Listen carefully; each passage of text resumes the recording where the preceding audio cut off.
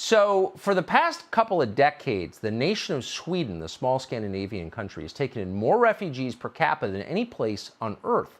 In 2015, Sweden got more than 160,000 asylum applications, mainly from Syria, Iraq, and Afghanistan. That accounts for nearly 2% of Sweden's entire population. So what's the effect of this been? Eva Vlaardingerbroek is a legal philosopher who's from Sweden, and we're happy to have her on for the first time tonight. Eva, thanks so much for coming on. So we don't often enough get to the result. So we know what Sweden did. What happened next? Well, what happened next was a skyrocketing crime epidemic, I would almost say. I mean, just a week ago, we had a new report come out about lethal gun violence in Sweden.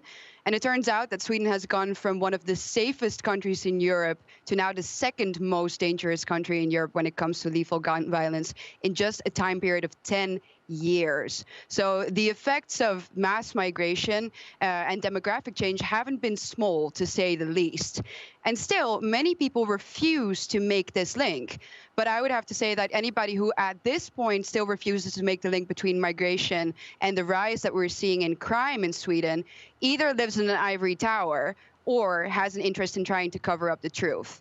Because we're not just talking about lethal gun violence here. I mean, we're talking about gang wars that are being fought out in the streets of Sweden, explosions, knife crime, and not to say the least, soaring numbers of rapes as well. So, yeah, like I said, the effects aren't small at all. But there are people who are very much willing to cover this up because obviously the social democratic government in Sweden, who is responsible for these detrimental effects, would clearly prefer to have the Swedish people not to know what the exact numbers are about and the link between crime and migration.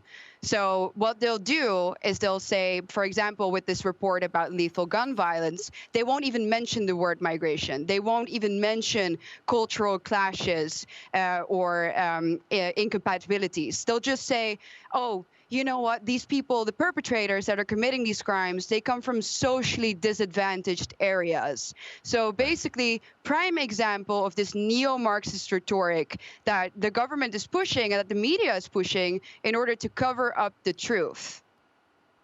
So Sweden goes from one of the safest places in the world to the second most dangerous country in Europe after Kosovo, and the people who run the country pretend it's not happening. So I guess they don't care about the people who live in Sweden. Well, I mean, that's the only conclusion that you can take from this. They care more about being in power, clearly. So that's exactly what's happening. This neo-Marxist rhetoric, basically, in Sweden, you can steal, kill, rape, and still, if you're a migrant, you can be the victim in all this. And the effects are terrible for people who are living in Sweden. And yeah, if the people of Sweden don't break through this politically correct climate, this suffocating politically correct climate, and they don't start calling a spade, then I'm afraid that nothing much will change at all. So that's basically the first step that Sweden needs to start taking now, and that's making the right diagnosis. I mean, you can't change what you don't acknowledge. So as long as people are too afraid to say, this obviously does have something to do with immigration. Sweden never used to have gang wars up until, well, this decade, for example. Then how is anything ever going to change? And that, I mean, without that, they won't get to the second step, which is obviously that Sweden needs a migration stop from people coming from these radically different cultures.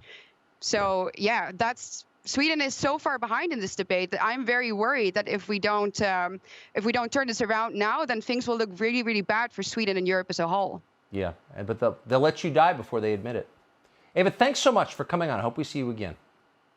Thank you. Hey, Sean Hannity here. Hey, click here to subscribe to Fox News YouTube page and catch our hottest interviews and most compelling analysis. You will not get it anywhere else.